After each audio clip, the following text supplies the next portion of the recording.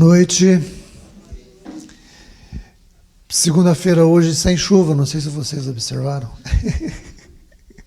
Pelo menos agora de noite, né? Amém, queridos. Hoje nós vamos entrar no tabernáculo, ok? Hoje nós vamos entrar aqui no lugar santo e vamos passear um pouquinho ali no lugar santo, entender algumas coisas concernente ali ao lugar santo que fala sobre a igreja. Todo esse ambiente aqui, ele fala sobre a igreja. As revelações, todas aqui é de Jesus atuando na igreja. Antes da gente começar ali, eu gostaria de fazer mais uma oração. Por gentileza, feche seus olhos, Pai Santo. Ó precioso Jesus, manifesta agora a Tua graça, a Teu favor, através da doce presença desse tão querido e amado Espírito Santo. Só fale conosco nesta noite. Abre agora, por favor, o entendimento de cada um desses Teus filhos que estão aqui, Senhor, se expondo a esse tempo, Deus amado, saindo da Tua casa, do seu descanso, estar aqui para ouvir um pouquinho mais da palavra do Senhor, entender um pouquinho mais os desígnios celestiais, ó Deus. A minha oração, Senhor, que o Senhor abra agora, amplie muito além daquilo que for dito, Senhor, só possa acrescentar no coração de cada um dos Teus filhos. Espírito Santo, entregamos a Ti o governo deste momento, desta aula, dessa ministração. O Senhor esteja no comando absoluto, Espírito Santo, que tudo seja dirigido conforme ao Teu querer, conforme a Tua vontade. E nós Te honramos e Te agradecemos. Em nome do Teu Filho Jesus. Amém, queridos? Queridos, abra a tua apostila lá na lição de número 6.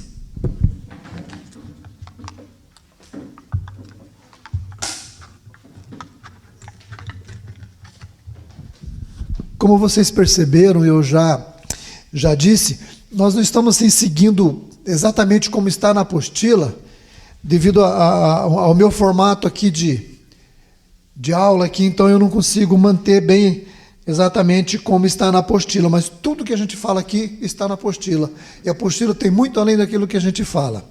Ok, queridos? Só lá no finalzinho, no ponto 4 da tua apostila número 6, só quero fazer uma pequena correção ali.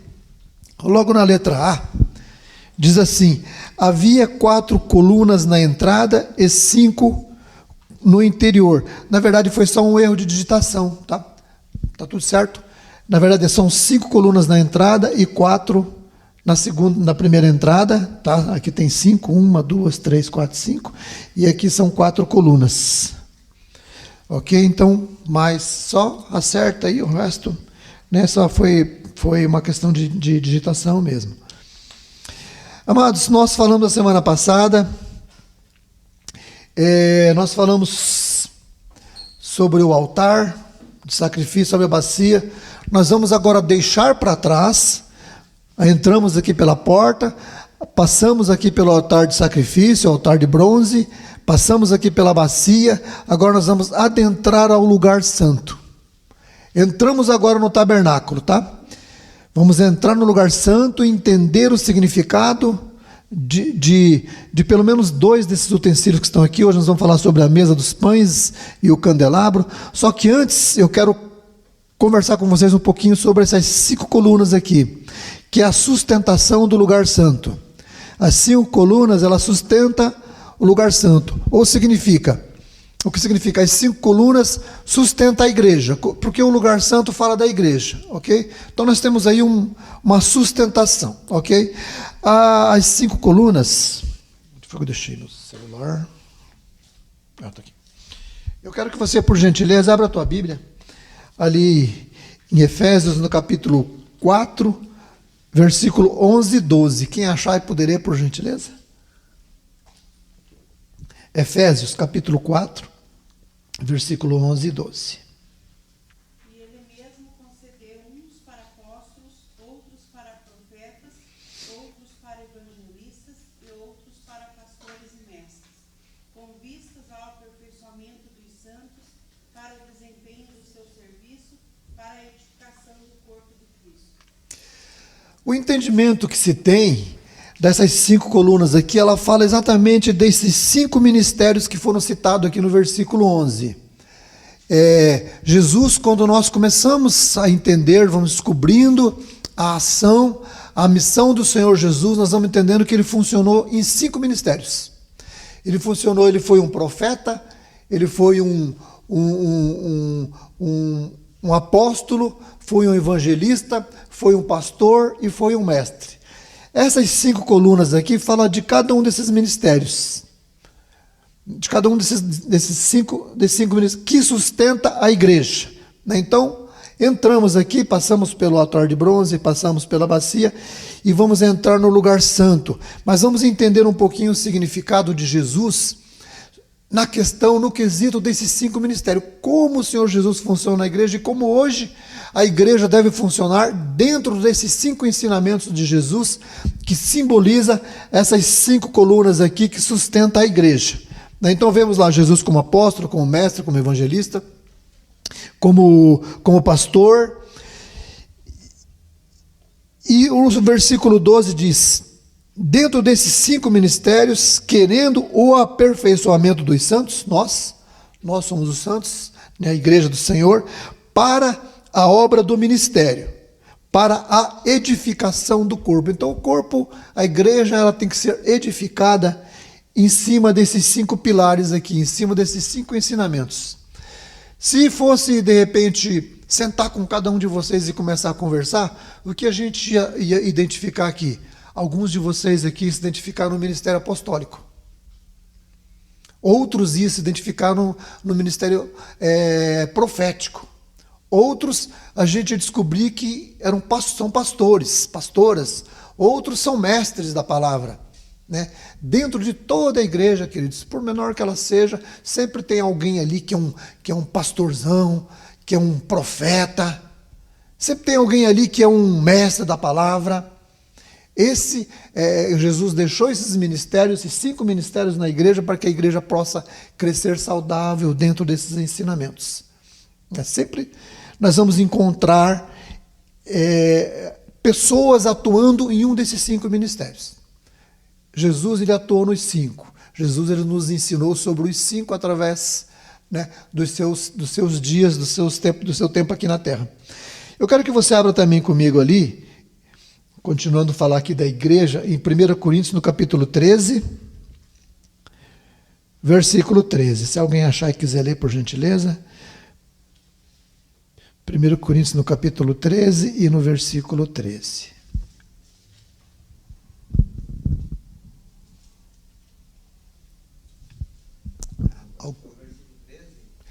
1 13, 13. Ah, ok. Pois permanecem a fé, a esperança e o amor. Esses 3, porém, o maior destes é o amor. Amém.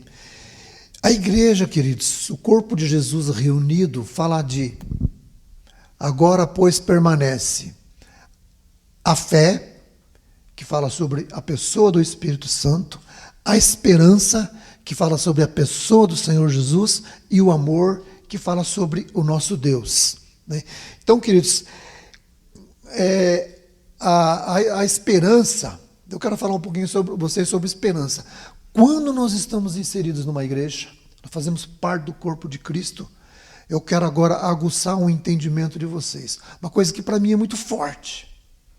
Me ajuda demais, mas me faz crescer, me faz avançar, me faz ter coragem, me faz ver os dias sempre com muita expectativa, com muita alegria, com muita determinação. É o quesito esperança. A fé, Espírito Santo. Esperança, Jesus. Amor, Deus. Nós começamos pela fé, caminhamos pela esperança e terminamos no amor, terminamos na vida eterna, né? Ok, queridos? A esperança, amados, é algo que tem que nos motivar. Todo dia nós precisamos ter ela. Sabe por quê?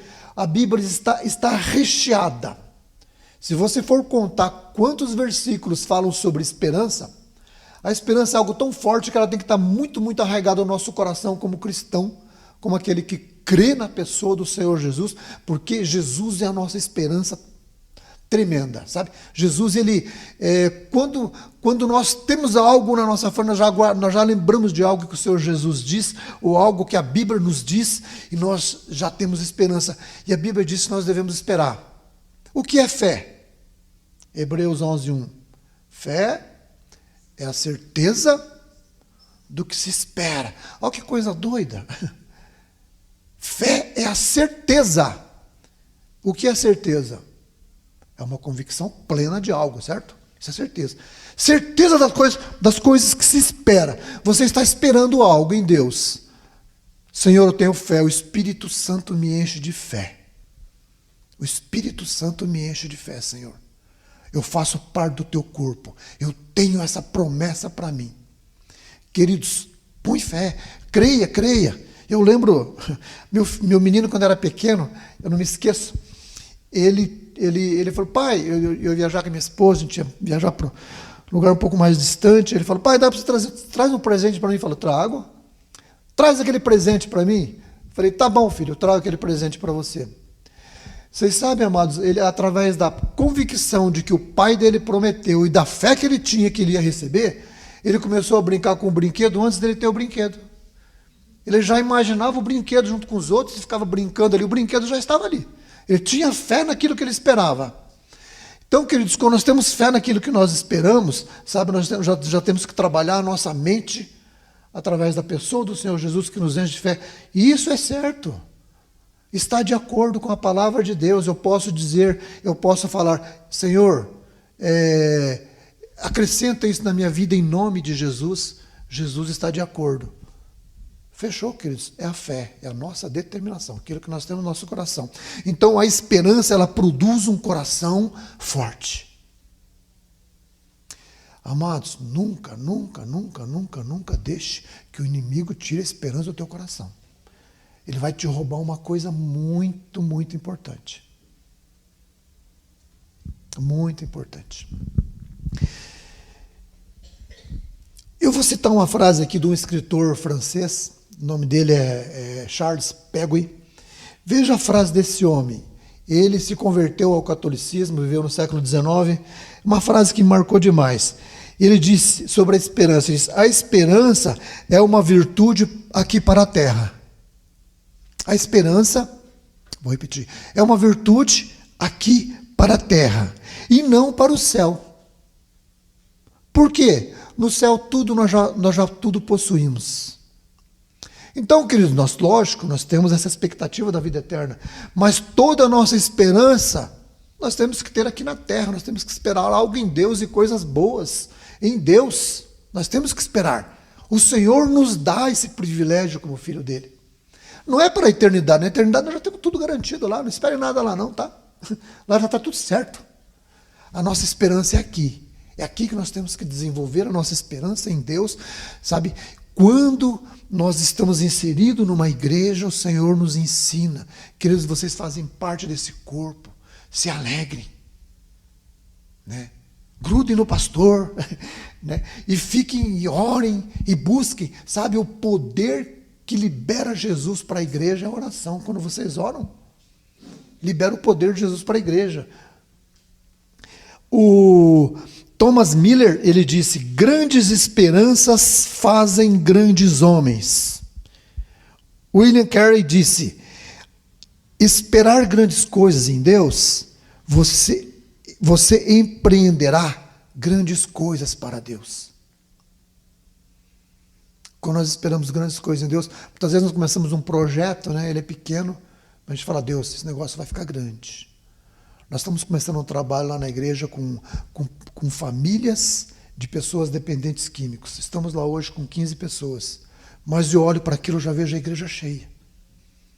De pessoas recebendo orientações, não só da nossa igreja, né, de toda a cidade, lá, de toda aquela região. A gente tem que olhar com expectativa e saber, Senhor, o Senhor quer usar isso? Usa. Usa, Senhor, para a tua honra, para a tua glória. A experiência cristã, ela mostra que o caminho da vida eterna, então, ela começa na fé, ela começa na fé, que é o Espírito Santo, através do Espírito Santo, continua na esperança, que é a pessoa do Senhor Jesus em nós, e ela termina no amor que é a pessoa do Deus Pai, que é o próprio amor. Então, queridos, eu quero te desafiar hoje, tá? Você começar não, né? Você já pratica, mas você colocar agora mais fé na tua esperança. Coloque mais fé na tua esperança. Espere, sabe? Quantas vezes, né, nós estamos com o nosso coração apertado, angustiado por alguma coisa, agora nós temos que aplicar agora a nossa fé e a nossa esperança que aquilo vai dar certo. E essa expectativa, queridos, isso gera um milagre dos céus. O crente, ele não crê em magia, mas ele crê em milagres. Nós cremos em milagres, queridos. Os milagres acontecem quando nós temos esperança na pessoa certa, no único, em Jesus. A Bíblia diz que não existe comunhão, querido, não existe comunhão com o noivo, Jesus, fora da igreja. Então nós precisamos estar congregando, né, para que nós possamos ter uma comunhão muito, muito próxima do Senhor Jesus. Precisamos fazer parte do corpo dele, fazer parte de uma igreja, para que nós possamos estar inseridos nisso, porque Jesus, ele vem buscar a igreja.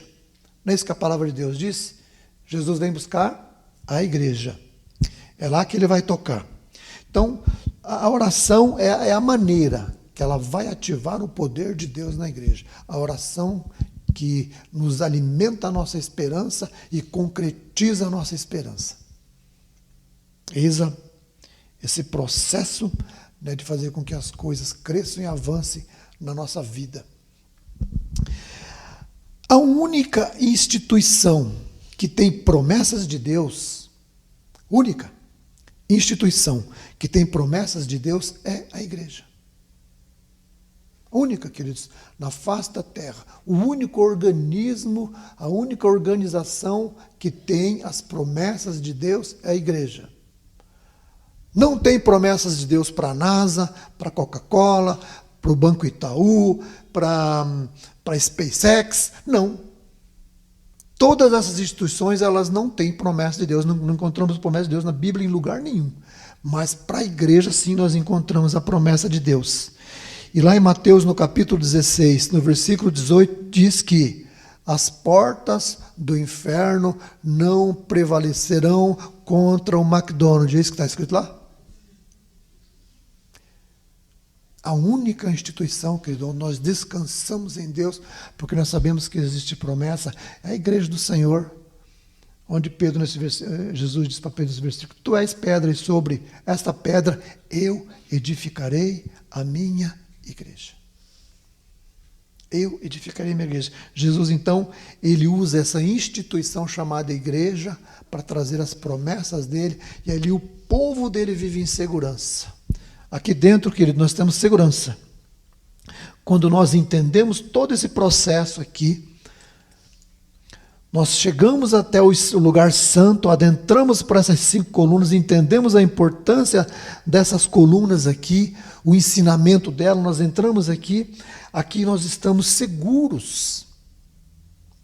Existem inúmeras promessas na palavra de Deus. Então o Senhor Jesus deixou uns para apóstolos. Quem é o apóstolo? Apóstolo é aquele visionário, né? Aquela pessoa que enxerga longe. Ele está na igreja aqui, ele fala: irmãos, nós estamos, o bairro vizinho aqui, sabe, tem uma rua lá, e aquelas ruas, não tem igreja lá próxima, nós precisamos de ver como é que nós vamos fazer, precisamos abrir uma igreja lá. O apóstolo, ele age assim: o que Deus está fazendo no mundo? Ele sempre está investigando, né? O que Deus está fazendo no mundo, isso é a função do apóstolo. Ele está sempre olhando missões, ele está olhando crescimento. Jesus coloca isso no coração das pessoas.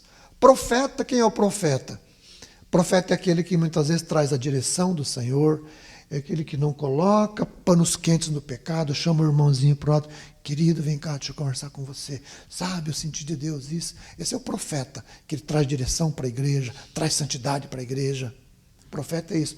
O evangelista, queridos, é aquele que quando ele chega numa igreja, ele está pensando: onde é que é a rádio mais próxima aqui? Precisamos colocar um programa de evangelização no rádio. Onde é a praça mais próxima? Vamos lá evangelizar. Cadê os jovens da igreja? As pessoas vão se identificando com isso. Eles estão preocupados. Chega no mercado lá, faz uma compra, vai passar no caixa lá. A moça do caixa está recebendo lá. Como é teu nome, moça? Ah, meu nome é Maria. Ah, você é uma Maria com Jesus ou uma Maria sem Jesus? Ele já começa, né? E já começa a evangelização. Esse é o evangelista. Ele não consegue dormir naquela noite sem antes ter falado de Jesus para alguém. E quem é o mestre? O mestre é aquele que traz a clareza, o entendimento da palavra, que nos ensina, que nos faz crescer no entendimento, na revelação da palavra. O pastor, antigamente era assim, né? Terminava o culto, o pastor corria, aquele que tinha o chamado de pastor mesmo. Que muitas vezes tem alguém pregando no púlpito, ele não é um pastor, ele é um profeta. Muitas vezes está pregando no púlpito que ele não é um pastor, ele é um evangelista. Mas de pastor todo mundo tem.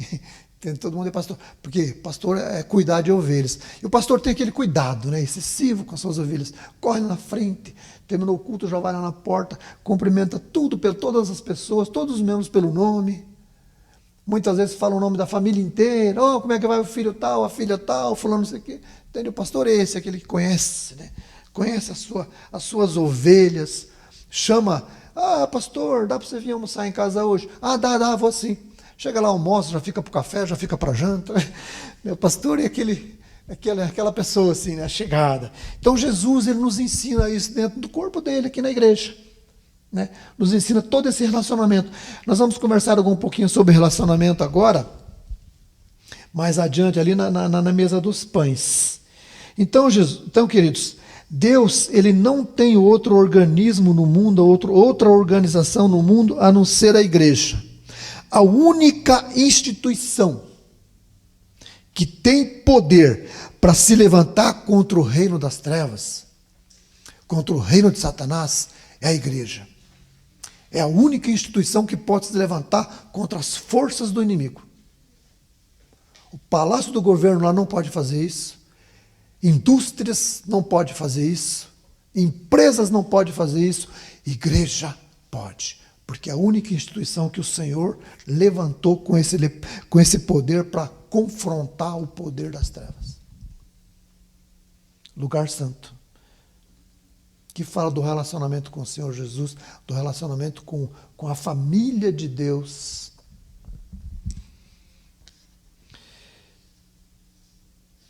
Queridos, quando o reino de Satanás ele invade o reino de Deus, a igreja se levanta. A igreja, ela não é o reino de Deus. Às vezes nós confundimos, né? A igreja ela não é o reino de Deus, a igreja ela é a promotora, ela promove o reino de Deus aqui na terra. Quando o inimigo, Satanás, invade o reino de Deus, a igreja se levanta com poder para defender. E muitas vezes nós vemos, né, alguma movimentação do inimigo aí, o povo de Deus se levanta. Temos agora uma ameaça grande aí, né, politicamente falando aí, não vamos entrar no mérito, mas nós já nos levantamos, já estamos orando, já estamos buscando, né, a direção do Senhor para que isso não se estabeleça aqui no nosso país. A igreja já está se levantando contra esse levante do inimigo querendo abater o povo de Deus.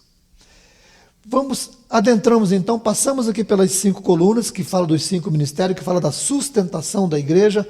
Vamos entrar aqui, vamos deparar na frente desse utensílio aqui. A mesa dos pães da proposição. Vamos abrir a nossa Bíblia lá em Êxodo, no capítulo 23, até o capítulo 30. Vamos ler ali, por gentileza, se alguém achar e quiser ler. Êxodo, capítulo 25. Do versículo 23 até o 30.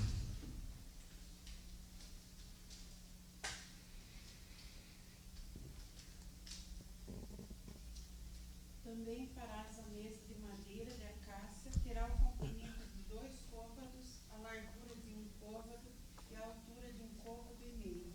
De ouro puro a cobrirás e lhes farás uma bordadura de ouro ao redor. Também lhe farás moldura ao redor, de largura de 4 dedos, e lhes farás uma dobradura de ouro ao redor da moldura. Também lhes farás 4 argolas de ouro, e porás as argolas nos 4 cantos que estão nos seus 4 pés. Perto da moldura estarão as argolas, como lugares para os varais, para se levar à mesa. Farás, pois, esses varais de madeira de acácia, e os cobrirás de ouro, por meio deles se levará à mesa. Também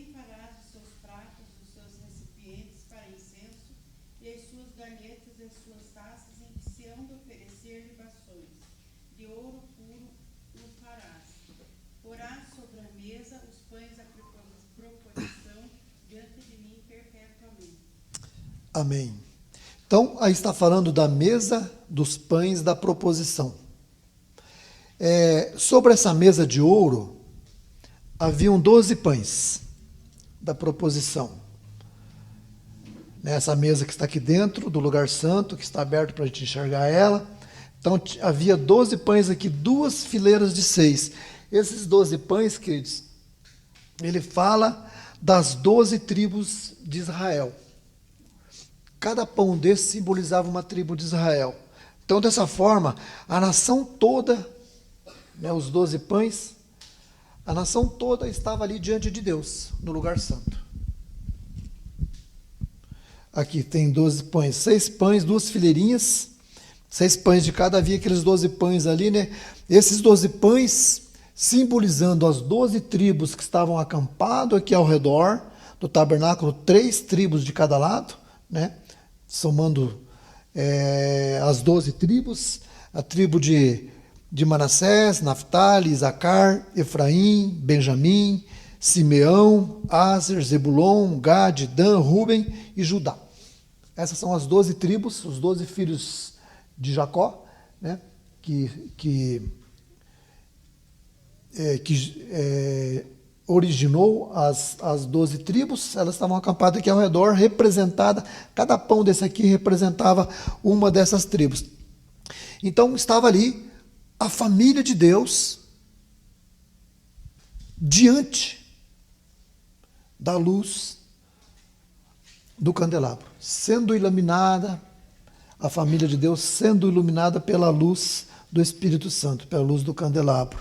Então, e tinha ali a mesa, ela tinha uma moldura que simbolicamente, essa moldura aqui, ó, em volta aqui da mesa, tinha essa moldurazinha, que simbolicamente mantinha ali o povo, a família de Deus, as tribos todas unidas e protegidas ali naquela mesa.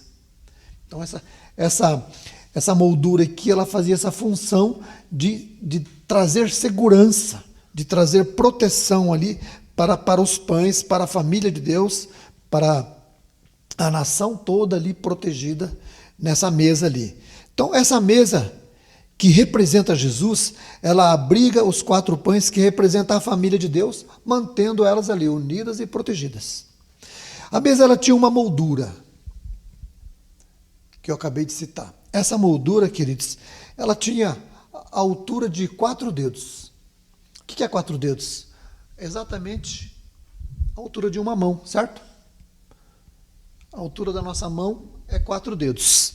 Então ela tinha a altura de 4 dedos com essa finalidade, né, sem dúvida nenhuma, de proteger os pães ali, para que os pães não deslizassem, para que os pães não se desligassem da presença de Deus, não saíssem da presença de Deus, simbolizando a família de Deus ali. Esses pães, eles eram trocados todo sábado, apenas no sábado eram trocados esses pães. Apenas os sacerdotes poderiam entrar no lugar santo, os levitas, todo o povo poderia ficar aqui fora, mas entrar aqui apenas os sacerdotes.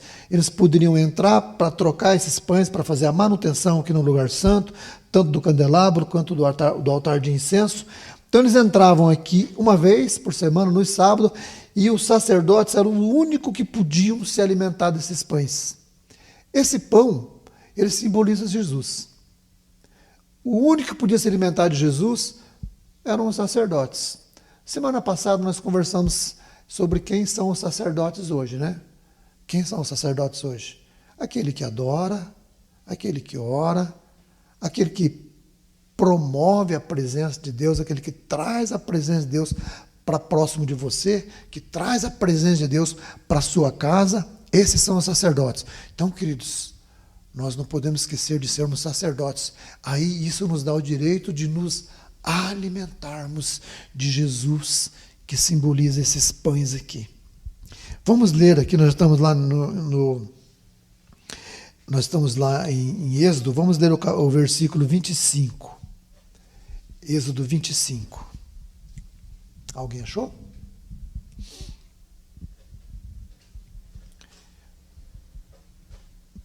Fala sobre essa proteção. Se alguém quiser ler, vamos ler lá.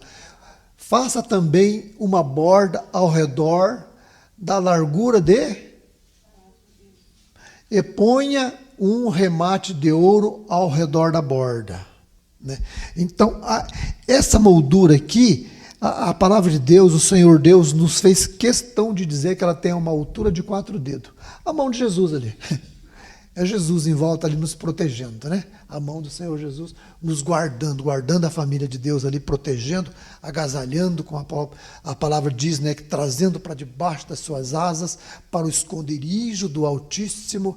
Esse é o lugar, a habitação dos filhos de Deus, dos sacerdotes, daqueles que têm prazer em adorar a Deus, que tem prazer em ter essa comunicação com Ele, que tem prazer em ter esse relacionamento com Ele. Então essa moldura tinha essa largura da mão do Senhor Jesus, protegendo, segurando, sustentando ali a família de Deus, que somos nós. Nós somos a família de Deus. João capítulo 17, Evangelho de João, capítulo 17, versículo 9, por favor.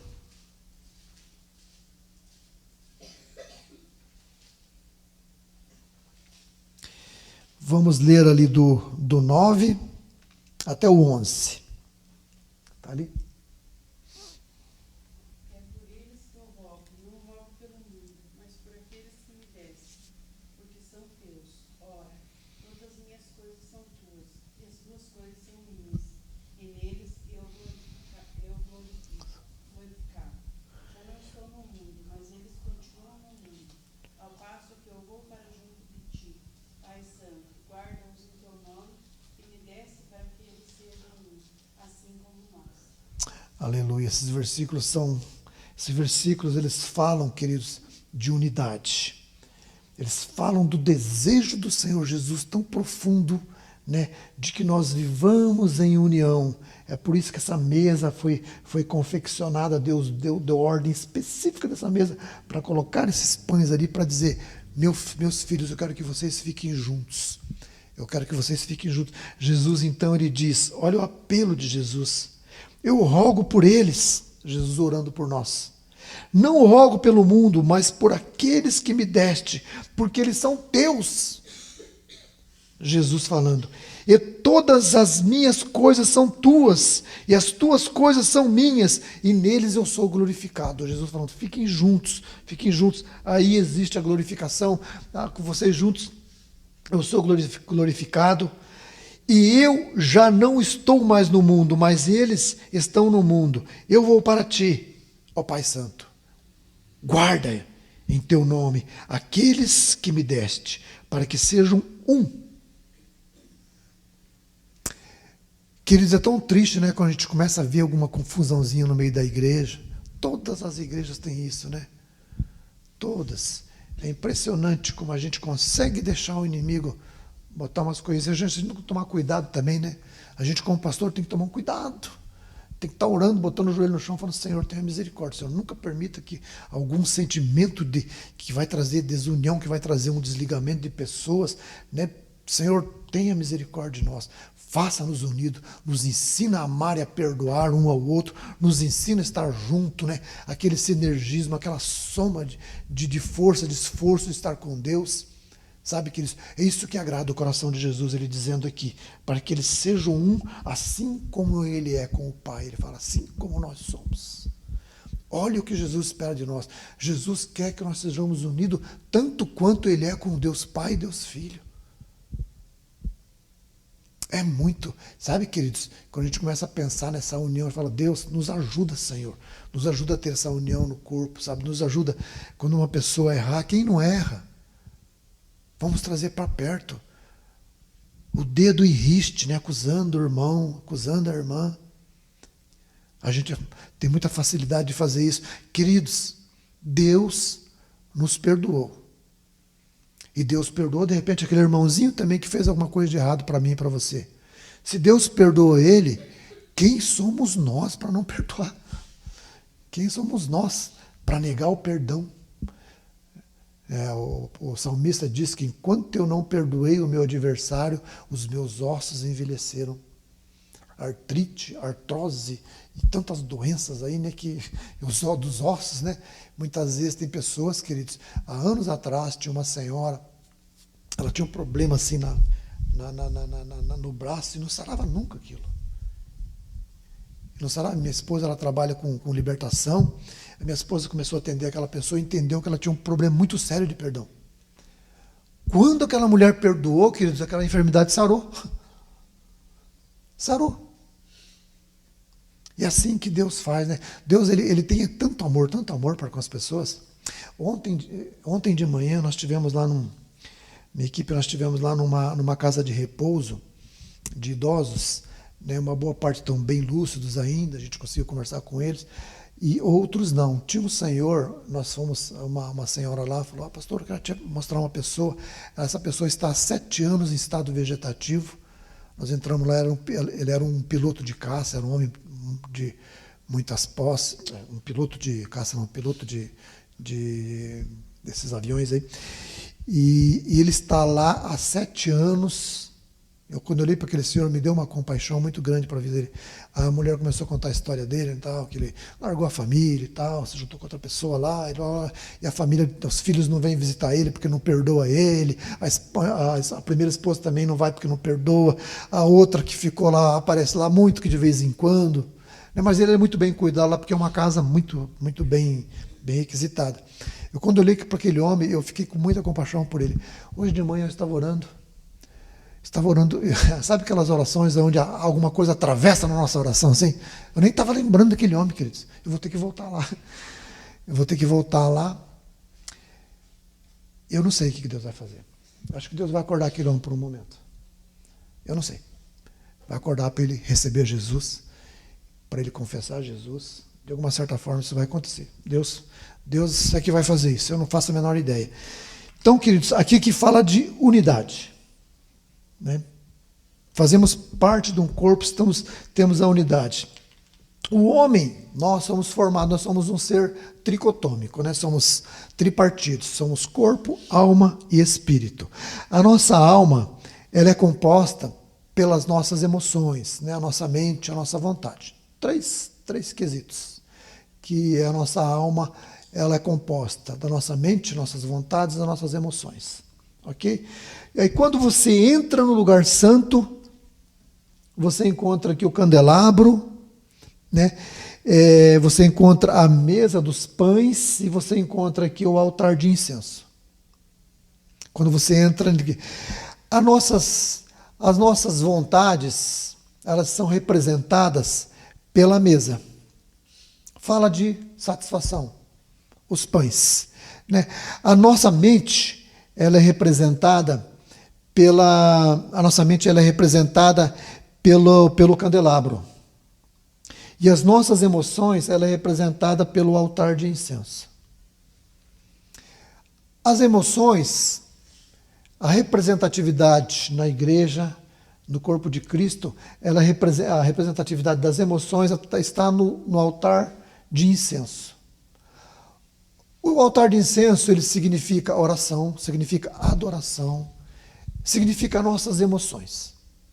Então, querido, você pode pular, você pode dançar na presença do Senhor, você pode gritar, você pode levantar sua mão, você pode ser extravagante, as suas emoções está tudo certo. Pelo menos aqui nessa aula nós podemos dizer que as nossas emoções é de Deus. Tem alguém que fala, está amarrado, né? O nosso culto tem que ser um culto racional. Ok. Mas, queridos, as nossas emoções fazem parte da nossa expressão de adoração a Deus. Nosso sentido de adorar Ele. Né? Você, quando está lá no estádio, quando o teu time faz um gol, você pula e você grita. Gente, por que a gente não pode fazer isso para Deus também? Isso fala das nossas emoções. O altar de incenso, ele fala sobre as nossas emoções. Ali tem uma representação, né? Corpo, alma e espírito. A nossa alma é onde tem a sede das nossas emoções. Podemos adorar, sim, podemos cantar, podemos louvar a Deus sem nenhum problema. Ele vai ficar feliz com isso. Lembra de Davi quando entrou dançando, pulando?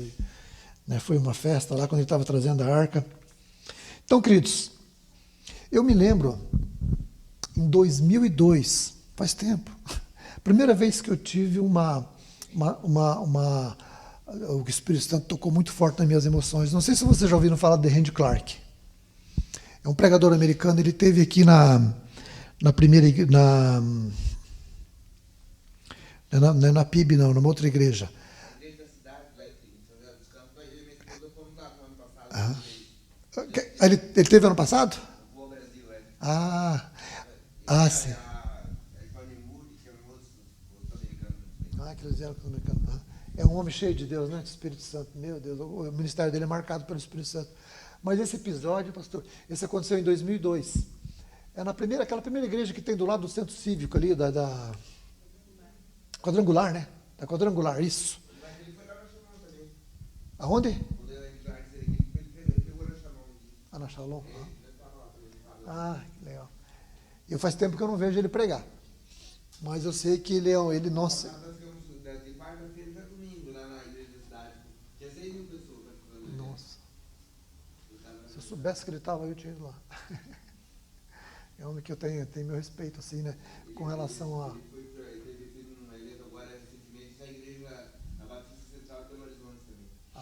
Ele está no Brasil, então, fazendo uma. Aqui? Em São José? São dos Campos? Eu vou entrar ali para ver.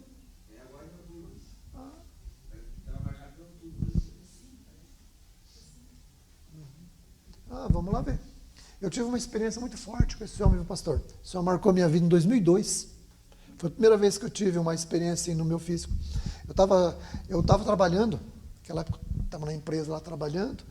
Aí eu falei com a minha esposa assim, eu falei, o Randy Clark está aí, eu preciso ir lá ver esse homem. E ela falou, mas tem um monte de trabalho aqui e tal. Eu falei, mas eu preciso ir lá. Eu falei, então tá bom, vai lá, deixa que eu dou um jeito aqui. Ela já sabia que eu gostava um pouco disso. Eu fui para lá. Pena que ela não foi junto. E eu estava sentado lá, ele pregando, e de repente as minhas duas pernas começaram a pular ali, sabe? Começaram a tremer. E ele pregando e falando, né? Ele prega em inglês, e o tradutor. E de repente ele parou assim, ele falou, tem alguém aqui sentindo algo, algum toque do Espírito Santo no seu físico? Eu quero que você venha para frente. Pastor, não sei nem como é que eu cheguei lá na frente. Eu fui lá na frente, daí ficou algumas pessoas assim, e ele veio tocando na cabeça e falando, receba o Espírito Santo, receba o Espírito Santo. A hora que ele chegou, botou a mão na minha cabeça, receba o Espírito Santo, eu caí no chão, sei que eu tremia, passava uma energia assim, ó, de cima e embaixo, fazia eu fiquei, ele foi a primeira vez que eu tive uma experiência assim, porque isso faz parte das nossas emoções, né, que a gente tem que adorar a Deus com emoções. A partir daquele dia, sabe, Deus, naquele momento eu fiquei muito tempo lá no chão. Depois tinha uma pessoa que era o nosso cliente lá na empresa, depois ele apareceu lá e falou, nossa, Verildo, você lá, eu estava lá no Randy Clark, lá, eu vi você lá, cara, terminou tudo e você ficou lá ainda, né? Eu sei que tinha terminado, eu estava lá no chão ainda. Mas enfim, queridos, o que eu quero dizer com isso, sabe, o Espírito Santo, ele traz essa manifestação, ele traz esse toque na nossa vida. E quando a gente recebe isso, a gente precisa, né, continuar buscando. Que muitas vezes a gente tem que provocar o Espírito Santo. Faça isso para você ver. Entra no teu quarto e fala, Espírito Santo, toca em mim. Eu quero ser tocado, Espírito Santo. Né? É tipo aquele fanático pelo Espírito Santo, está lá na hora do almoço, lá vai almoçar. Senhor, obrigado por esse almoço, obrigado por esse arroz. Senhor, obrigado por essa coxinha de frango, mas eu quero o Espírito Santo. Tem nada a ver com a refeição, né? Mas ele já mistura tudo ali, sabe? Senhor, eu quero ter uma noite de sono, me dá uma noite de paz, de sono, mas Espírito Santo me traga muita revelação essa noite. Então a pessoa, né, ela precisa ter essa paixão, sabe? Essa paixão de buscar, de ter essa intimidade com Ele, deixar Ele tocar nas tuas emoções. Está tudo certo, queridos. Ele tocar nas nossas emoções, sabe? Ele manifestar a vontade dEle. Quantas vezes o Espírito Santo, sabe como o Espírito Santo fala com você? Lá na tua intuição, lá na tua consciência. É ali que muitas vezes ele traz o recado dele, né? Aquela intuição que você tem. Opa, bacana isso aqui vai dar certo. Ou não. Eu estou com uma intuição de que isso daqui não é legal. Então, tome cuidado. Amém, queridos? Então, queridos,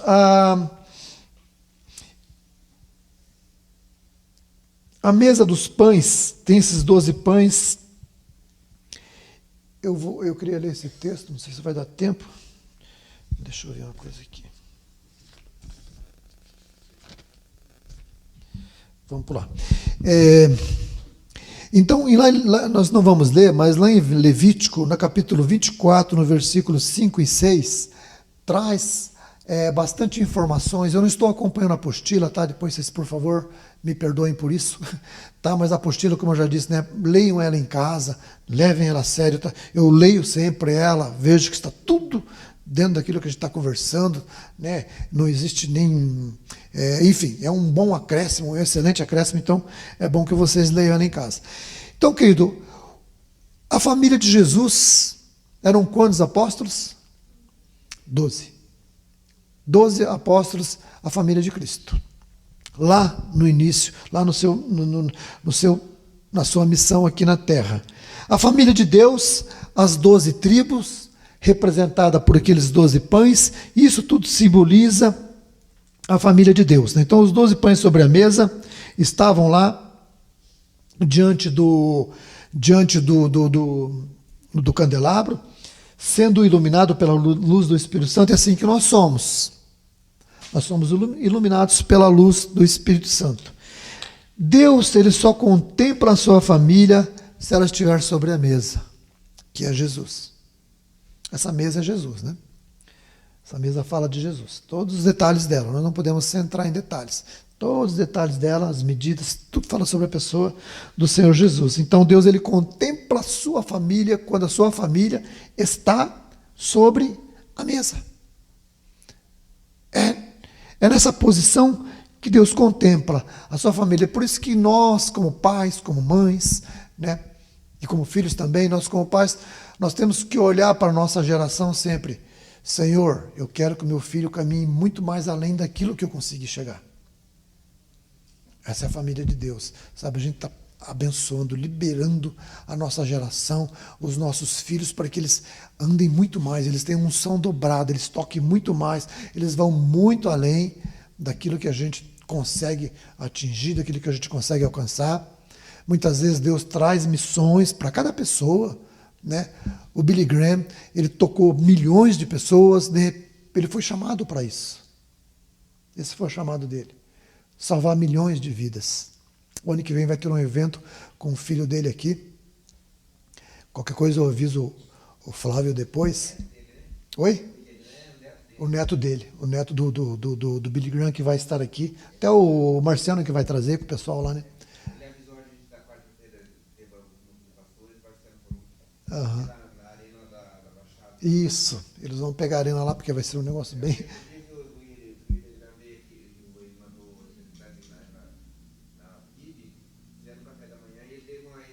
Sim, aham.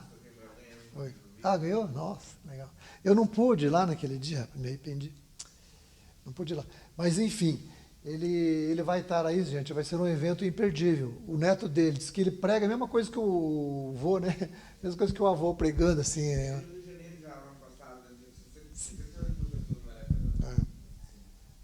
E aqui vai lotar ali, vai ser 45 mil. Vai ter que ter telões ali fora, né? Porque eu acho que vai dar muita gente, sabe? Hora do café, está escrito aqui. Ah, não está não.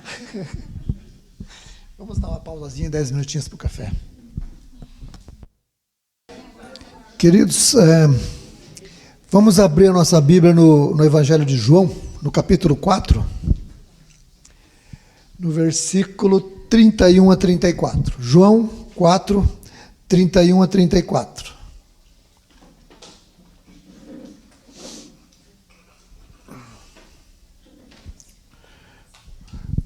Deixa eu ler aqui, daí eu já vou comentando. Ainda estamos falando dos pães, ok? O versículo 31 de João 4 diz: está ali. E, entretanto, os seus discípulos lhe rogaram, dizendo: Rabi, coma. Ele, porém, lhes disse: uma comida eu tenho para comer, que vós não conheceis. Então os seus discípulos diziam uns aos outros: trouxe-lhe porventura alguém algo de comer? E Jesus disse-lhes: a minha comida é fazer a vontade daquele que me enviou e realizar as suas obras. Jesus disse que a comida dele é fazer a vontade do Pai. Fazer a vontade daquele que o enviou e realizar as obras dele. Então, querido, você quer ser uma pessoa nutrida, uma pessoa robusta, uma pessoa forte, espiritualmente falando? Faça a vontade do Pai. Assim como Jesus fez, né? Jesus falou que a comida dele era fazer a vontade do Pai e as obras, e realizar as obras dele. Né? Então, quando nós fazemos a vontade de Deus, nós nos alimentamos do pão espiritual que é Jesus. Eu fico pensando aquelas pessoas que têm aquela facilitação de fazer jejuns prolongados, né? Eu acho que esse deve ser o segredo deles, né? Eles ficam se alimentando de Jesus bastante ali, né? Ficam se nutrindo de Jesus. Né? Nós temos lá o pastor Luciano, ele já fez vários jejuns de 40 dias só na água. Né? Então a gente entende um pouco o segredo dessas pessoas, muitas vezes é isso, fazer a vontade do Pai. Esse é o alimento, como era de Jesus aqui. Em João, no capítulo 6, no versículo 50 e 51, fala que Jesus, ele é o pão vivo que desceu dos céus. Lá em João, no capítulo 6. Jesus fala: eu sou o pão vivo que desceu dos céus. Aquele que comer de Jesus não terá fome. Isso fala de quê, queridos? A lição dos pães, que é Jesus. Fala que Jesus, né? Jesus então fala de satisfação, que ele é a nossa satisfação. Esse pão vivo que desceu do céu, ele nos satisfaz. João capítulo 6, lá no versículo 35, Jesus diz: eu sou o pão da vida. Pensa comigo. Quando você vai conversar com o nutricionista diz para você: olha, você precisa se alimentar tal. Então, geralmente, uma pessoa, ela necessita em torno de 2.000, acho que 2.500 calorias por dia para o seu viver diário, né? Acho que é isso. Alguém entende bem disso? Pode... Ali.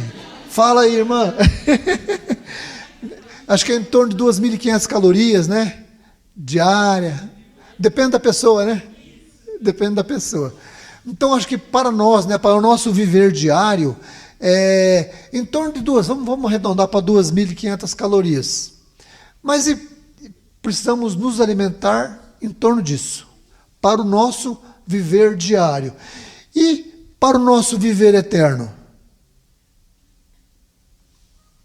Nós precisamos nos alimentar de Jesus. Desse, você pode se alimentar à vontade, que não engorda, não faz mal. Né? Jesus, querido, é a nossa nutrição, são as calorias que precisamos para o nosso viver eterno. Pão sagrado, Jesus diz, né? Eu sou o pão da vida. E Jesus, o pão, então fala de satisfação. Né? O pão simboliza o alimento, fala de satisfação, nos satisfaz as nossas necessidades de sobrevivência, né? De calorias. Então o pão fala de satisfação. E o que o homem tem feito, queridos? O homem tem buscado satisfação em tantas coisas, né? Tantas coisas o homem tem buscado satisfação, no dinheiro, na fama, nas drogas, na bebida. Ele vive buscando satisfação em tantas coisas. Tem pessoas que é apaixonada por futebol. Ela precisa se alimentar desse pão. Tem pessoas que é apaixonada por carro, por exemplo, né? Ela precisa se alimentar desse pão. A satisfação. Tem pessoas que buscam satisfação em coisas. Mas a palavra de Deus diz que a nossa satisfação é Jesus. Né? E o que o diabo faz? Como o diabo ele conhece muito bem o ser humano, né? Ele já estuda o ser humano desde Adão e Eva, lá já vem estudando o comportamento, né, antropologia, estudando comportamento humano e conhecendo bastante o comportamento humano, então ele sabe, ele conhece a fraqueza de cada um. Então o diabo chega com uma bandeja, o diabo é o nosso garçom, quando se fala de satisfação. Ele chega com uma bandeja, sabe que a pessoa muitas vezes tem uma certa fraqueza com relação a bebidas. Olha aqui, que seu uísque é importado, beba isso. Ele começa a oferecer. Olha aqui essa droga, que cocaína, dá uma cheirada que você vai ficar legal. Olha aqui, ó, receba isso aqui nessa bandeja, tá vendo? Você vai ganhar um dinheiro fácil, é ilícito, mas é fácil. Ele começa a oferecer essas bandejas, né, para nós. E qual é a nossa resposta quando a gente percebe que o diabo, o nosso garçom do inferno, está com aquela bandeja infernal lá cheia de coisas que vai nos destruir, nos oferecendo? O que nós temos que dizer para esse espírito do inferno? Não, eu não quero. Jesus é a minha satisfação. Jesus é quem me satisfaz. O pão da vida. Isso é um ensinamento aqui que o Senhor nos deixa ali na mesa dos pães. Senhor Jesus como nossa satisfação. O mundo não pode nos satisfazer. O diabo muitas vezes ele abençoa, ele traz algumas coisas, depois ele cobra muito caro, né? Já viu pessoas que vai buscar alguma cura, algum benefício lá na Umbanda, na Quimbanda, no Saravá, no Candomblé? Vai buscar coisas lá e o diabo muitas vezes dá. Só que depois ele volta e cobra caro. Ele cobra muito caro. Jesus não, queridos. Ele nos satisfaz e sempre traz bênção, traz paz, traz alegria, traz vida. Por isso que ele disse, eu sou o pão da vida. Então Jesus, ele é a nossa satisfação. Precisamos, queridos, então ter um encontro com essa mesa. Precisamos ter um encontro. Precisamos refletir diante dessa mesa todo o ensinamento que Jesus traz quando ele diz que ele é o pão.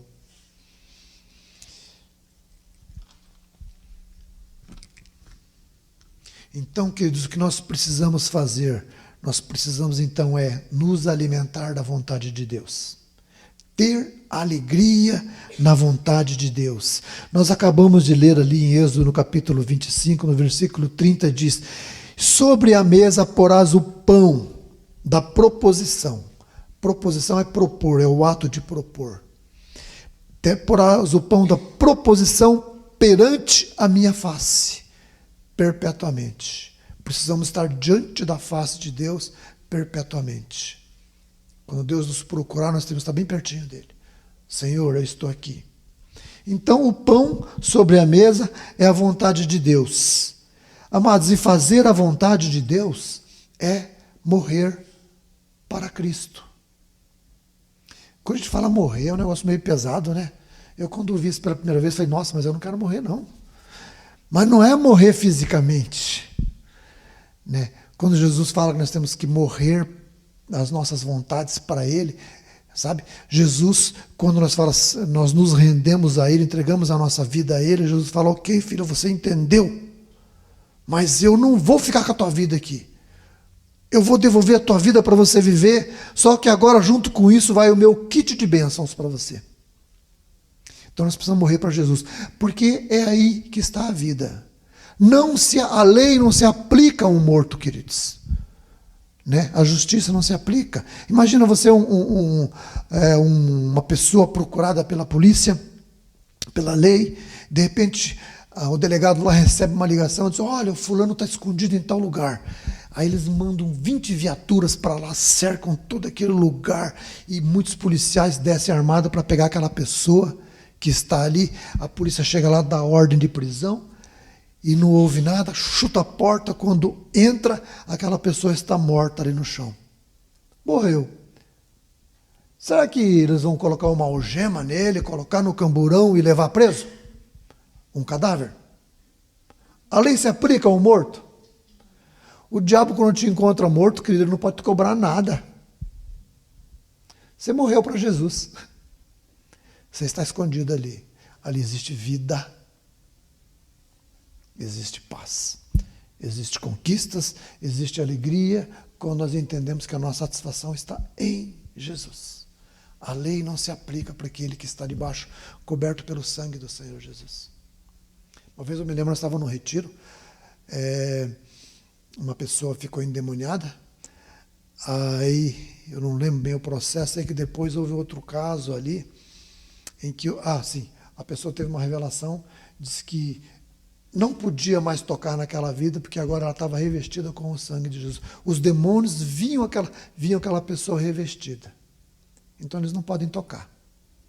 Quando nós estamos debaixo dessa proteção da aliança com o nosso Senhor, a última e eterna aliança com Jesus, não houve mais aliança depois de Jesus.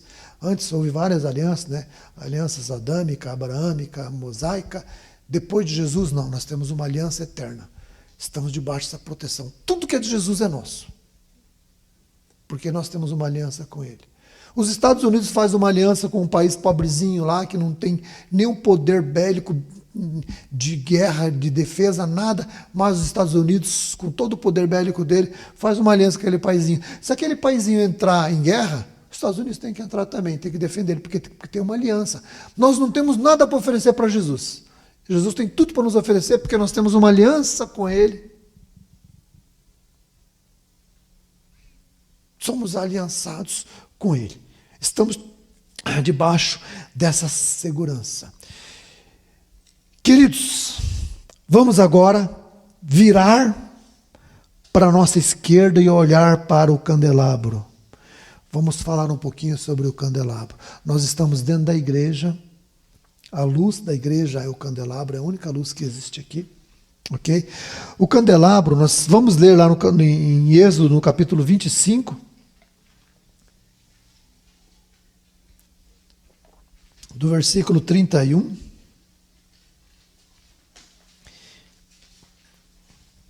Êxodo 25. Versículo 31 até o 40.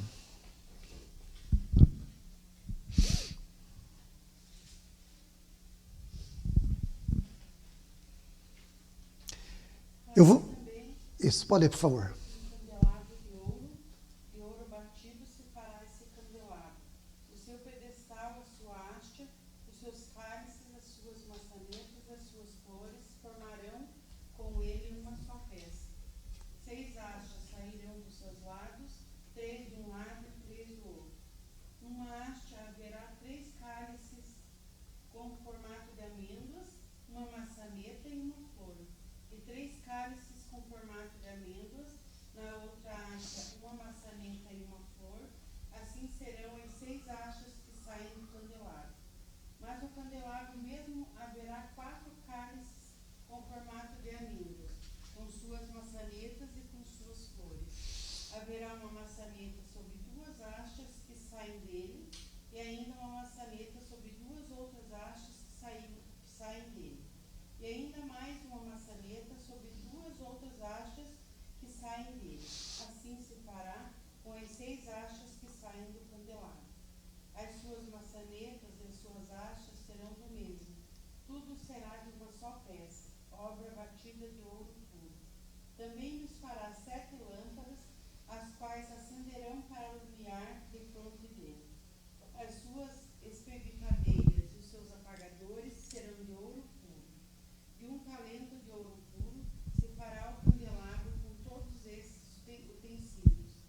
Vê, pois, que tudo faça segundo o modelo que te foi mostrado no monte. Amém. A descrição do candelabro. Muito detalhe, né? Deus é bem minucioso com algumas coisas. Deus deixou todos esses detalhes do candelabro ali, né, todo enfeitado com as suas amêndoas, as suas flores. Está lá, né? Todo cheio de detalhes. E o que acontece, querido? No versículo 40, diz assim: atenta, pois, que faças conforme o modelo que eu te mostrei no monte.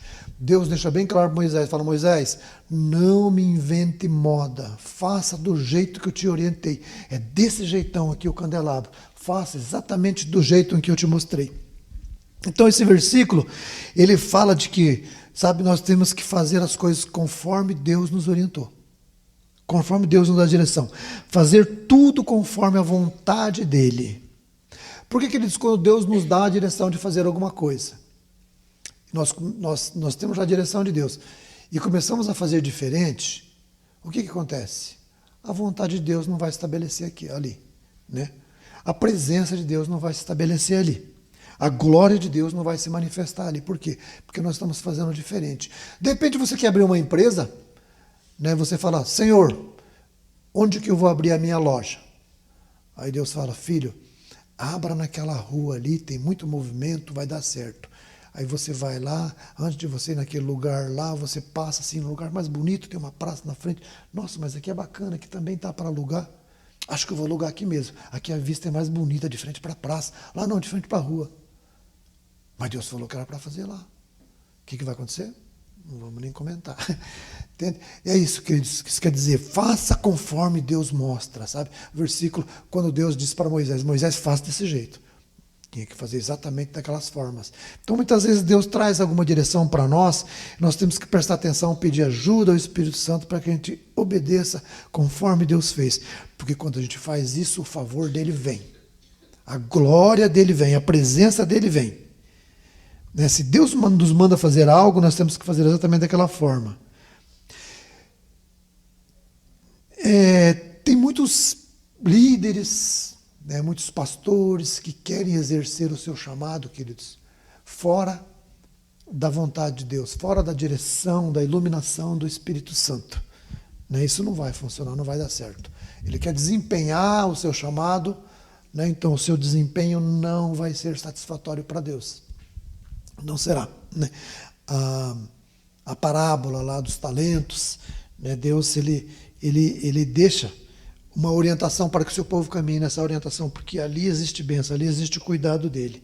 Então, queridos, nós temos que nos expor a essa luz. Temos que estar sempre nos expondo a essa luz. Né? A palavra de Deus, ela fala do peso dessa peça. Tinha um talento, 34 quilos de ouro. Imagina você, uma peça dessa aqui com 34 quilos de ouro. Eu já trabalhei um pouco na questão de ourivesaria e eu sei mais ou menos o que é isso. Se você... E Deus deixa bem claro que é para fazer isso aqui tudo de uma peça só. Não pode ter nenhuma encaixe, nenhuma emenda, nenhuma solda, nada. É somente uma peça, todinha uma peça. 34 quilos de ouro aqui com apenas uma peça. Então, um ourives, um artífice, para poder fazer uma peça dessa aí, ele teve que pegar um bloco de ouro. Muito ouro. E dali começar a esculpir, trabalhar com uma ferramenta lá, com buril e várias outras ferramentas, e vai trabalhando, até formar aquilo lá. Se você pegar, uma curiosidade agora, se você pegar 34 quilos de ouro hoje, metal, somente o metal. Aliás, o metal e mais a mão de obra, você vai precisar em torno de 16 milhões de reais para fazer só essa pecinha aqui, ó. 16 milhões de reais. Agora, o metal que estava lá naquele tubo, lá, imagina o que tinha ali, né? Então, uma vez houve um estudo lá, mas isso não é muito importante para a gente, eu quero me apegar mais aos detalhes ali, mas... que traz mais informações da pessoa do Senhor Jesus para nós, mas diz que esse templo aqui, esse tabernáculo, em termos de riquezas aqui, ele é muito, o valor dele é muito incalculável aí. Então, queridos, a única luz que havia ali era a luz do candelabro, que é a luz do Espírito Santo. Então, o candelabro, ele, sabe, o conhecimento, nós conhecemos, nós temos ele aqui no átrio. Eu lembro quando nós falamos na aula passada sobre a bacia de bronze, que ela representa a palavra de Deus, ela representa a Bíblia. Aqui nós recebemos o conhecimento, aqui no átrio, na bacia de bronze. Aqui dentro, no candelabro, nós recebemos a revelação desse conhecimento. Conhecimento aqui, continuamos aqui, recebemos a revelação do conhecimento. Então, a bacia de bronze, aqui a gente recebe, né? Nós nos expomos, recebemos a palavra de Deus. Entramos aqui na mesa dos pães, aqui nós somos alimentados pela palavra de Deus, somos nutridos pela palavra de Deus. E aqui no candelabro nós recebemos daí a iluminação, a revelação e o conhecimento da palavra de Deus. É por isso que não se pode pular esse processo, né? Cada detalhe desse processo nós temos que acompanhar. Jesus diz: eu sou a luz do mundo. Quem me segue não andará em trevas. João, capítulo 8, versículo 12. Eu sou a luz do mundo. Lâmpada para os nossos pés é a palavra, luz para os nossos caminhos. Então Jesus fala: eu sou a luz do mundo. 3 hastes de cada lado, né? Nós contamos aqui 1, 2, 3 hastes do lado esquerdo, 1, 2, 3 hastes do lado direito. Então soma-se 6. O número 6, ele refere-se à humanidade, como nós já conversamos. O número 6 fala da humanidade de Jesus, significando que Jesus veio para ser a luz de todos os homens. Essas luzes, né, de toda a nação, e que ninguém poderia ficar de fora. Então, o candelabro, ele não estava ali, queridos, nesse posicionamento aqui, no lugar santo, para iluminar Deus. Ele não estava ali para iluminar Deus, falando da pessoa do Senhor Jesus, mas sim para iluminar a igreja, para nos iluminar, trazer direção para nós, né? Para trazer direção, trazer luz para aqueles que estão em trevas. Então, também uma informação importante: essas luzes aqui elas não poderiam apagar, sempre teriam que estar acesas. A luz iluminando aqui, que é a luz do Espírito Santo, sempre teria que estar continuamente acesa. É como nós. Nós sempre temos que estar continuamente acesos, iluminados pela luz do Espírito Santo, iluminados pela luz do candelabro. Né? Lá em Apocalipse, no capítulo 5, no versículo 12, lá diz as prerrogativas de Jesus, se referindo a essas 7 hastes. Né? Tem lá 6, 3 de cada lado, é do meio, né? Jesus sustentando todas elas. Eu quero ler esse texto para vocês, esse versículo. Apocalipse capítulo 5, versículo 12. Aqui diz: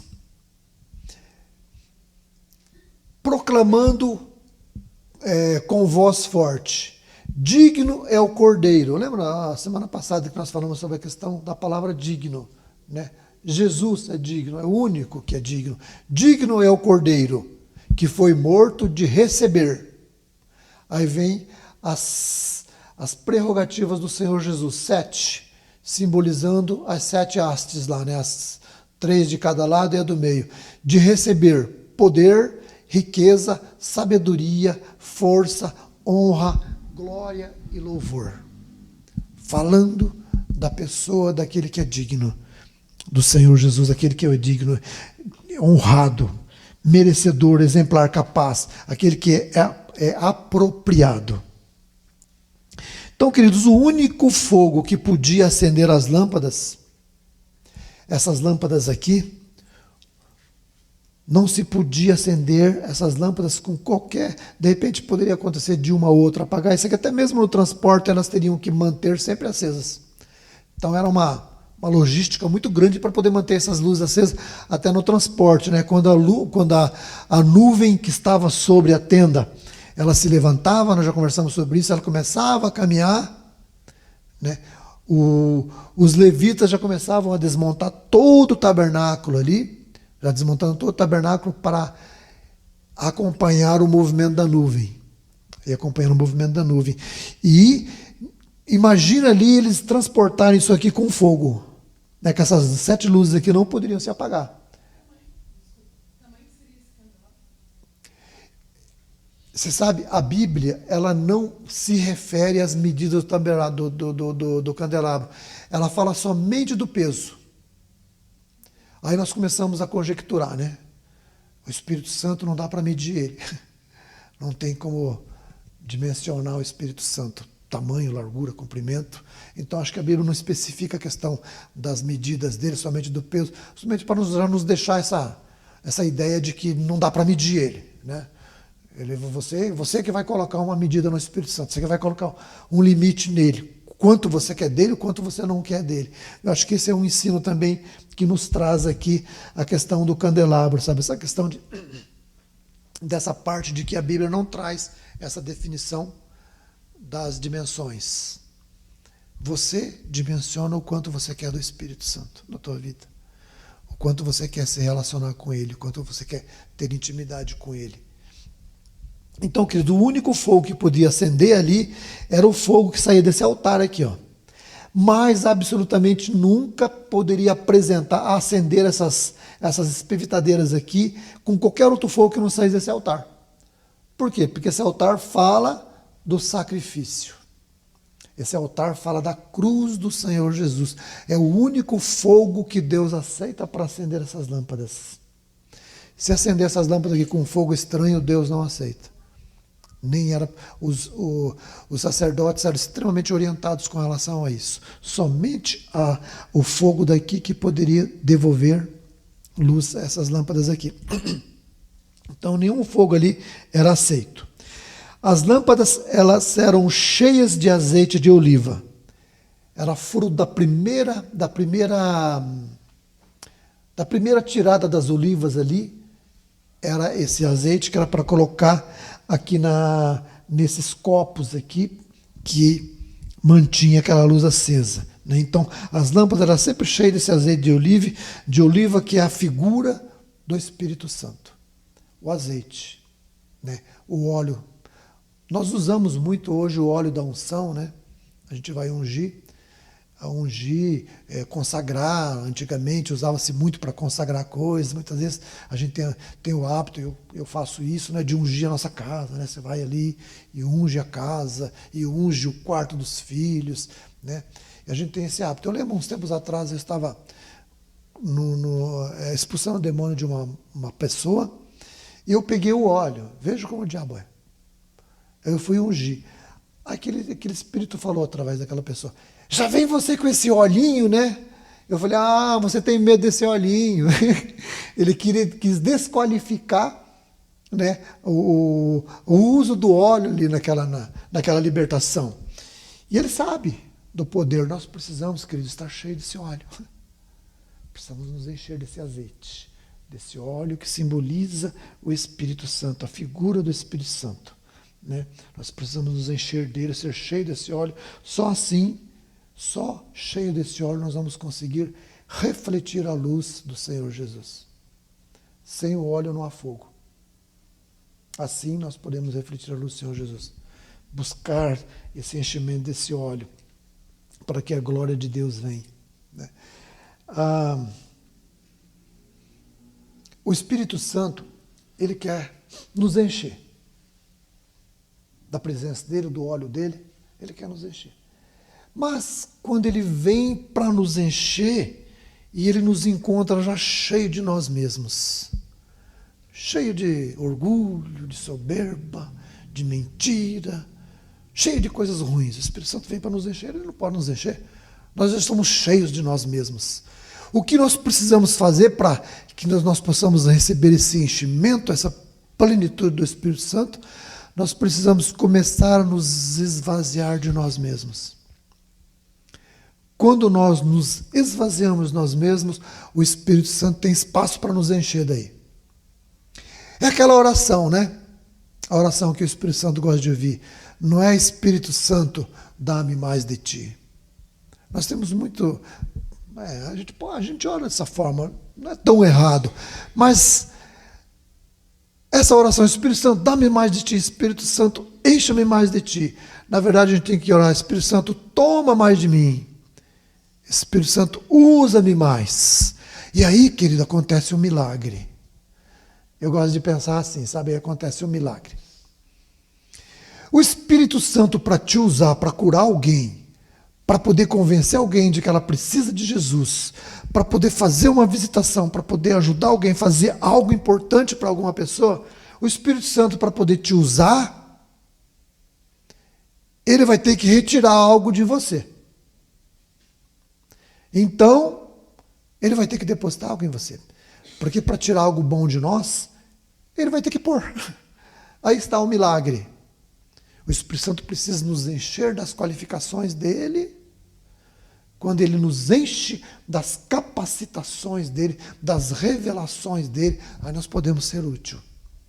Os dons do Espírito Santo, quando você vai lá em 1 Coríntios estudar os dons do Espírito Santo, você vai perceber que, mas Espírito Santo, o que eu ganho nisso? Você percebe que todos eles praticamente é para abençoar outras pessoas. Sempre é para abençoar outras pessoas. Ele te capacita para que você possa abençoar outras pessoas. Ele te enche. Mas, querido, existe uma satisfação tão grande. Sabe quando você percebe que você está no centro da vontade de Deus, que você fez a vontade de Deus? Até eu brinco com o pessoal que caminha comigo, né, que nós vamos fazer missões lá no Vale do Ribeira. Uma vez por mês nós vamos lá atender 30, 40, 50 famílias. A gente tem uma base missionária lá. Aí a gente está voltando para Curitiba e eu falei, daí gente, o que vocês estão sentindo? Ah, pastor, eu estou me sentindo bem, eu estou me sentindo, sabe? Eles foram lá, se desgastaram, sofreram, sabe? E passaram em barro, e atravessaram o rio, e levaram cesta básica nas costas, e fizeram um monte de coisa, e voltam felizes da vida. Eu falo, querido, essa satisfação, sabe o que significa? É quando você está no centro da vontade de Deus. Aí você se sente satisfeito. Quando você faz algo que você se sente bem, você está na vontade de Deus. Você está fazendo a vontade dele. Você está agradando o coração dele. E a palavra de Deus nos diz que mais feliz é aquele que dá do que aquele que recebe. O Espírito Santo te enche de capacitação para que você dê. Porque de Deus, querido, ninguém ganha, sabia que ninguém ganha de Deus? Quanto mais você dá, você recebe. A Bíblia diz que o maior sempre abençoa o menor. O menor não vai conseguir abençoar o maior. Quanto mais você dá, mais você recebe. Essa é a lei celestial, essa é a lei de Deus. É desse jeito que Deus funciona. Né? É por isso que muitas vezes, quando a gente vai falar sobre questão de dízimo, lá, oferta, eu falo, gente, quando você dá 10, você consagra os 90. Só que esses 90 não fica mais valendo 90, ele dobra. Então eu brinco muitas vezes, né? Uma vez eu tinha um shampoo lá em casa, aquele shampoo não acabava nunca. Eu já queria trocar de marca, mas ele não acabava. Né?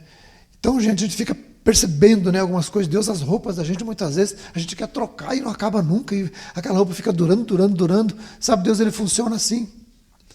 Aqueles 300 que você ia gastar na farmácia lá, você não vai gastar. Sabe aqueles 1.500 que você ia gastar no motor do teu carro? Você não vai gastar. Quando nós estamos abençoando, Deus nos abençoa.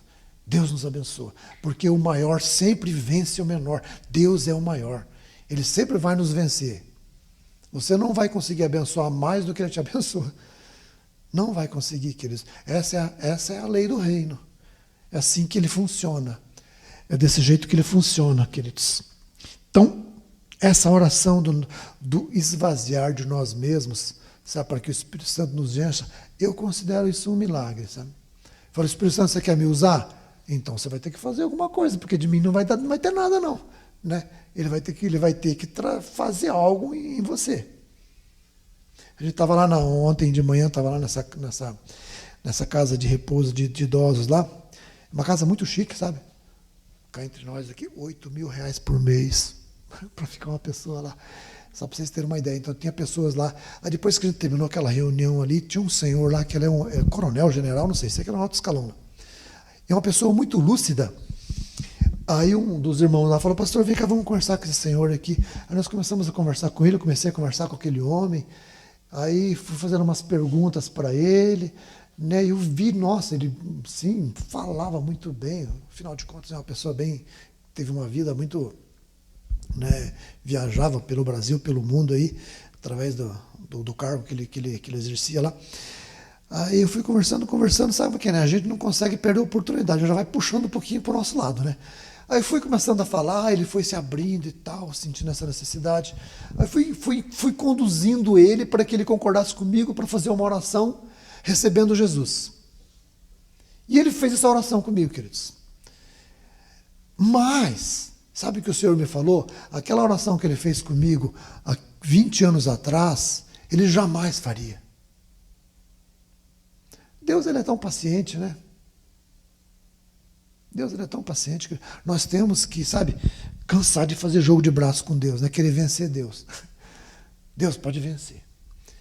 A gente entende isso, mas tem pessoas que têm que ter o processo de vida todinho. Ainda bem, glória a Deus que aquele homem entendeu a mensagem, orou, recebeu Jesus, né? Isso que é importante.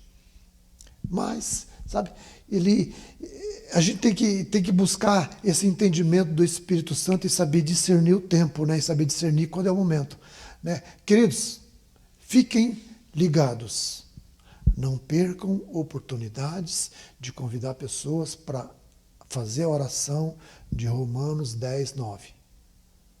Aquele confessar Jesus, é Romanos 10, 9 ou é Romanos 9, 10, é um dos dois. Aquele confessar Jesus com a sua boca e crer no seu coração, será salvo. Muitas vezes faz a oração, pastor, mas eu fiz a oração com a pessoa e daí? Daí é com Deus. Ele confessou. Depois tem que continuar orando para essas pessoas. Você tem que continuar orando para essas pessoas, para que essas pessoas não desistam. Eu tenho aqui no meu celular aqui a quantidade de pessoas, eu coloquei lá, pessoas que confessaram Jesus no ano 2022. Eu vou marcando aqui no meu celular quantas pessoas já fizeram essa oração.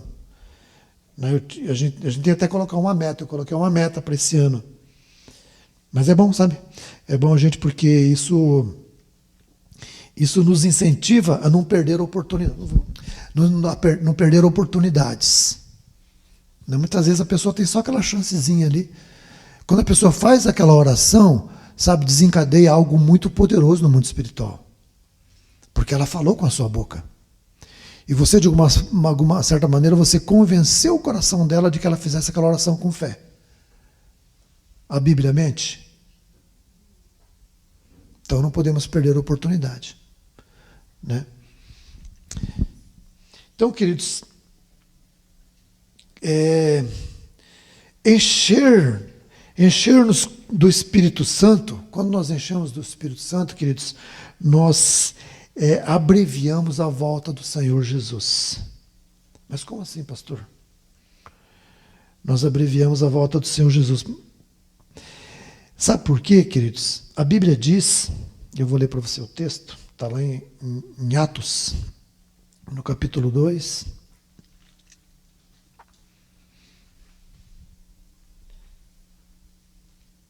Versículo 17. Veja o que diz lá. Atos 2, 17. Alguém quer ler? Todos querem ler junto? Eu leio aqui. Diz assim, né? E acontecerá nos últimos dias, diz Deus, que derramarei do meu espírito sobre toda a humanidade.